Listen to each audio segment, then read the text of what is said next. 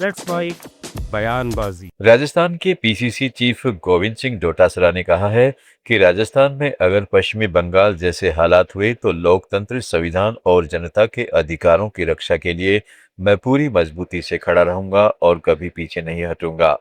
गोली खाना सीने में मंजूर, जेल जाना मंजूर, लेकिन इस लोकतंत्र के लिए, इस संविधान के लिए, राजस्थान की जनता के लिए एक बूंद भी अगर खून की मेरे शरीर में रहेगी तब तक हम लोग लड़ेंगे।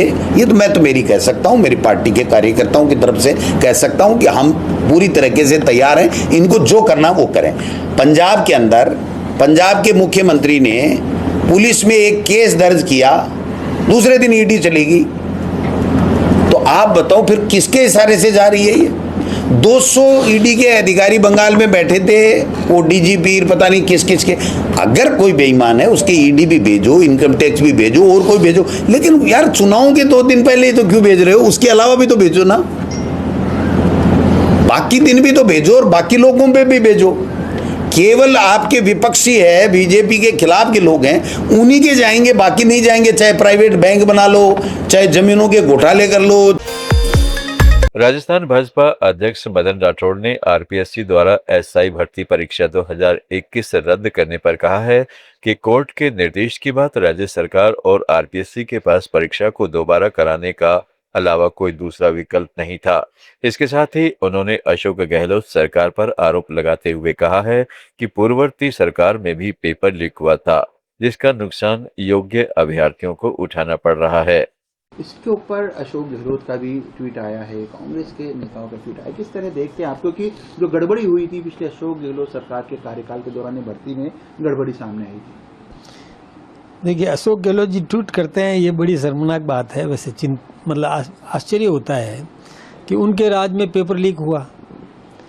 उनके राज में जो पेपर लीक हुआ, जिसका खामियाजा योग्य अभ्यर्थियों को भी भुगतना पड़ रहा है। जो योग्य थे, अब छटनी नहीं हो सकती थी कि जांच जितनी हुई, जितने दोषियों को गिरफ्तार किया वो ठीक है, लेकिन बाकी जो शेष रह गए उनमें से भी कुछ हो सकता है कि कोई पेपर लीक से संबंधित कुछ लोग हों, लेकिन अधिकांश योग्य हैं, लेकिन उनको भी दोबारा परीक्षा देना पड़ रहा है। लेकिन अब चूंकि कोर्ट का निर्देश है, कोर्ट ने और ये परीक्षाएं रद्द कर दी। राजस्थान विधानसभा में नेता प्रतिपक्ष टीकाराम जूली ने जल जीवन मिशन भ्रष्टाचार मामले में महेश जोशी की गिरफ्तारी पर राज्य सरकार को घेरा है।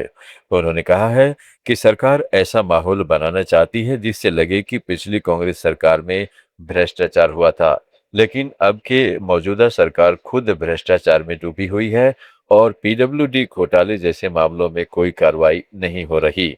जोशी जी को एक बार फिर जल जीवन मिशन योजना में जो भ्रष्टाचार था उस मामले में गिरफ्तार करा है।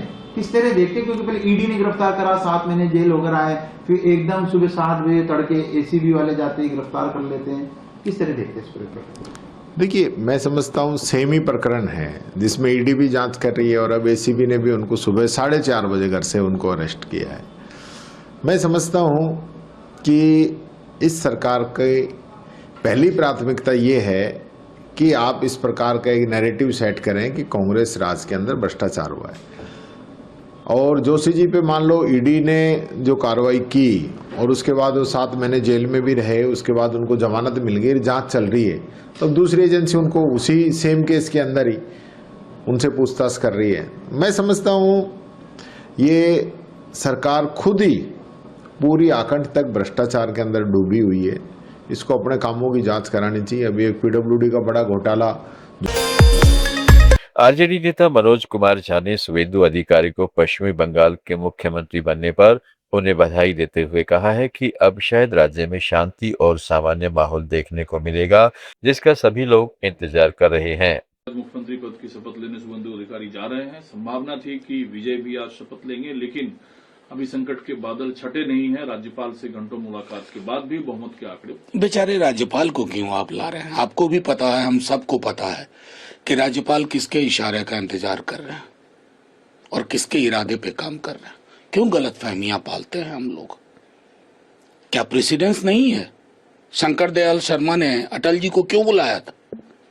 सिंगल लार्जेस्ट पार्टी का। बहरहाल हमें सब पता है कि ये पूरा मैकियावेलियन चरित्र कहां से गाइडेड हो रहा है। बहरहाल शुभेंदु जी आज शपथ ले रहे हैं और उनको असंख्य शुभकामनाएं। मूलतः तो वो कांग्रेस टीएमसी से होकर के बीजेपी में आए हैं, लेकिन बंगाल की चुनौतियां अभी फिलहाल, कल भी मैं एक विजुअल देख रहा था एक गांव से हिंसा की, उससे पूर्व खुद उनके पीए और उससे पूर्व 4-5 लोग अलग अलग हलकों में, अलग अलग इलाके में हिंसा की भेंट चढ़ गए। तो उस शांति और सौहार्द कैसे काम हो, चुनाव हो गया, अब ये घुसपैठिया वाली जुबान पर विराम लगा करके बंगाल के हिस्से में शांति आए, यही मैं समझता हूँ सबकी अपेक्षा होगी। पश्चिम बंगाल में हुए शपथ ग्रहण को लेकर हरियाणा के मुख्यमंत्री नायब सिंह सैनी ने कहा है कि यह एक ऐतिहासिक दिन है। पीएम मोदी के नेतृत्व में राज्य सरकार 2047 तक पीएम मोदी के विकसित भारत के संकल्प को पूरा करने में बड़ी भूमिका निभाएगी।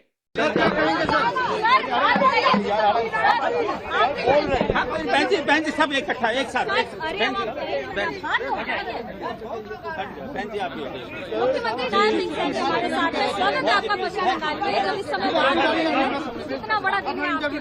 नहीं, देखिए ऐतिहासिक दिन है ये। बंगाल की पवित्र भूमि, ये डॉक्टर श्यामा प्रसाद मुखर्जी की भूमि है। ये भूमि नेताजी सुभाष चंद्र बोस की भूमि है। शुभेंदु अधिकारी को क्या संदेश होगा? देखिए, उनको मैं बहुत बहुत बधाई देता हूँ, शुभकामनाएं देता हूँ। मोदी जी के नेतृत्व में जो आदरणीय नरेंद्र मोदी जी ने संकल्प लिया है 2047 का विकसित Bharat.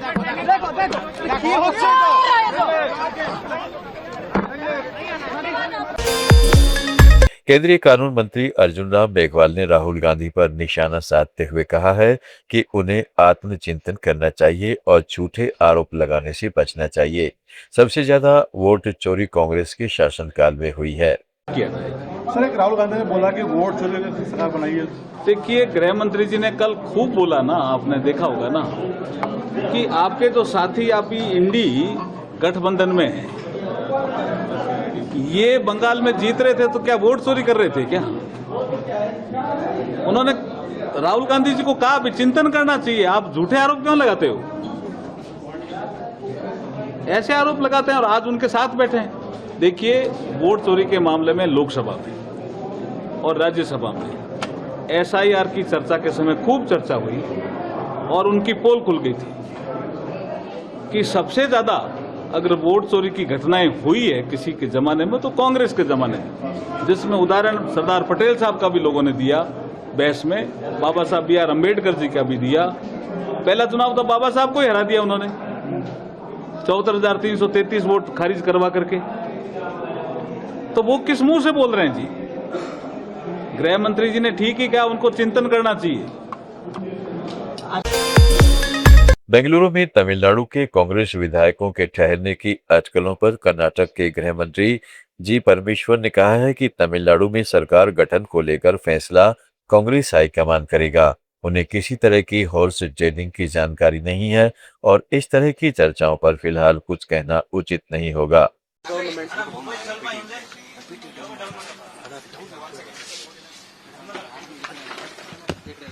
Sir, first of all, I am not competent to comment on the Tamil Nadu politics. Whatever decision taken by our High Command, as far as Congress party is concerned, we have to respect that. Apart from that, I won't be able to comment on the development or the formation of the government. ಇಲ್ಲ, ನಮಗೆ ಯಾವ ವ್ಯಾಪಾರನೂ ಗೊತ್ತಿಲ್ಲ. ಕುದುರೆ ವ್ಯಾಪಾರನೂ ಗೊತ್ತಿಲ್ಲ, ಯಾವ ವ್ಯಾಪಾರನೂ ಗೊತ್ತಿಲ್ಲ.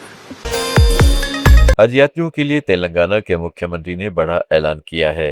उन्होंने कहा है कि ईरान अमेरिका तनाव के चलते तेल की कीमतों में बढ़ोतरी से हज यात्रियों के किराए में जो 10,000 अतिरिक्त बढ़े हैं उसका भुगतान राज्य सरकार करेगी। हज 2026 के लिए भारत की हज कमेटी ने बढ़े हुए एयर फेयर के कारण प्रति यात्री 10,000 अतिरिक्त शुल्क अनिवार्य किया है। सरकार के इस फैसले से हज यात्रियों को बड़ी राहत मिलने की उम्मीद है। जो ईरान इजराइल के पंचायत चल रहा है, पूरा पेट्रोलियम प्राइसेस ज़्यादा हो गए। केंद्र सरकार ने आप लोग हाजियों का जो पैसे अचानक आधी रात को 10,000 रुपये बढ़ा दिए। भाई आज हाजी जो जा रहे वो बहुत सारे करोड़ों लोग समझते कि भाई हज को जाएंगे। हज को जाने के लिए हर परिवार में हर किसी का इरादा रहता, उनका पूरा जन्म में एक बार तो भी हज को जाके आने के लिए। मगर अल्लाह मियाँ ने जिसको बुलाया वही जा सकता है, हम चाहे तो नहीं जा सकते वहां पर। जो अल्लाह मियाँ हुकुम जारी किए वही आदमी जा सकता है। जो आदमी का अल्लाह मियाँ बुलाए वो तय हो गए जाने के लिए। आखिरी मिनट में केंद्र सरकार ने फ्लाइट चार्जेस, ये फ्यूल का दाम बढ़ गए, तो इसीलिए हाजियों को हर हाजी से 10,000 रुपये एक्स्ट्रा वसूल करने का। बनारस में बुलडोजर एक्शन पर सपा नेता नसीमुद्दीन सिद्दीकी ने कहा है कि मेरे घर पर भी बुलडोजर चला देते, लेकिन मैं मिलिट्री एरिया में रहता हूं, वहां बुलडोजर जा ही नहीं सकता। इस दौरान उन्होंने बसपा को लेकर भी दुख जताया। उन्होंने कहा है कि जिस बसपा को बनाने में काशीराम ने पूरी जिंदगी लगा दी, आज वही पार्टी कमजोर होती जा रही है, जिसका उन्हें बेहद दुख है। फिलहाल वे उत्तर प्रदेश में पीडीए पंचायत के जरिए सपा को मजबूत करने में जुटे हुए हैं। क्या है ये? कहाँ है कानून का राज? और अगर बोलोगे तो बुलडोजर चलेगा। मेरे घर में भी बुलडोजर चला देते, लेकिन मैं रहता हूं मिलिट्री एरिया में। वो बीच में ऐसी जगह रहता हूं कि बुलडोजर पहुंच ही नहीं सकता। जो मैं बोल रहा हूं आपके उसमें हो सकता, मेरे घर में भी तो बुलडोजर वहां नहीं जा सकता, पहले मिलिट्री खड़ी है। सही बात। तो मैं भी डिफेंस में था, तो मैं मिलिट्री के बीच में रहता हूं, चारों तरफ मिलिट्री के बीच में रहता हूं मैं। वो डिफेंस की का एक तरीके से प्रॉपर्टी में है, हमारी ही है वो, लेकिन डिफेंस की मर्जी के बगैर हम उसमें निर्माण तोड़ फोड़ ये तो कर सकते हैं, लेकिन नया निर्माण नहीं कर सकते। तो वो उसको कर नहीं सकते वो। तो मेरे यहाँ बुलडोजर भेज नहीं सकते, नहीं मेरे यहाँ भी चल जाता। सर, आप मुस्लिम नेता हैं, आजम खान साहब की गैर मौजूदगी के बाद खुद को वेस्ट यूपी में मुसलमानों के नए रहनुमा के तौर पर स्थापित करने की कोशिश कर रहे हैं। कांग्रेस नेता राहुल गांधी ने कहा है कि कांग्रेस पार्टी नरेंद्र मोदी को हराएगी। उन्होंने आरोप लगाया कि लोकतंत्र और संविधान पर हमला किया गया है, बाकी विपक्षी दल शायद मजबूती से मुकाबला न कर पाए, लेकिन अंत में कांग्रेस पार्टी ही भाजपा के खिलाफ मजबूती से खड़ी होगी। केंद्रीय मंत्री प्रहलाद जोशी ने इंडिया गठबंधन पर निशाना साधते हुए कहा है कि इस गठबंधन की कोई विचारधारा नहीं है और यह सिर्फ अवसरवादी दलों का समूह है। कांग्रेस ने पहले डीएमके जैसी पार्टी के साथ गठबंधन किया, जो देश की एकता में विश्वास नहीं रखती। अब सत्ता की राजनीति के लिए कांग्रेस टीवीके के साथ जाने की तैयारी कर रही है। इससे एक बार फिर साबित हो जाता है कि इंडिया गठबंधन केवल राजनीतिक स्वार्थ के आधार पर बना हुआ है। If you can recollect, quite long back, I had told you all people also, I think you are all there at that time, that Indi Gathbandhan doesn't have any ideological faith, belief or background. It is only people of a group of gang of opportunists. It was the most unfortunate that the Congress party, which was defeated by Aam Aadmi Party in Delhi, they were together in India. They fought against each other in Kerala. They fought against communist. Congress fought against communist fought against the Congress party. They were there in Delhi as a India Alliance, and in many places in West Bengal, Trinamool was fighting against Congress. Just recently in the campaign, Rahul Gandhi made a categoric. बयानबाजी में आज इतना ही। जुड़े रहें let's mic के साथ। आप सुन रहे थे let's make more than radio. Follow कीजिए हमें हमारे सोशल मीडिया प्लेटफॉर्म्स पर। It's time for news. It's time for More Than Radio. Presenting the first radio news app, Let's Mic. Let's Mic, a news-based app on your phone where you get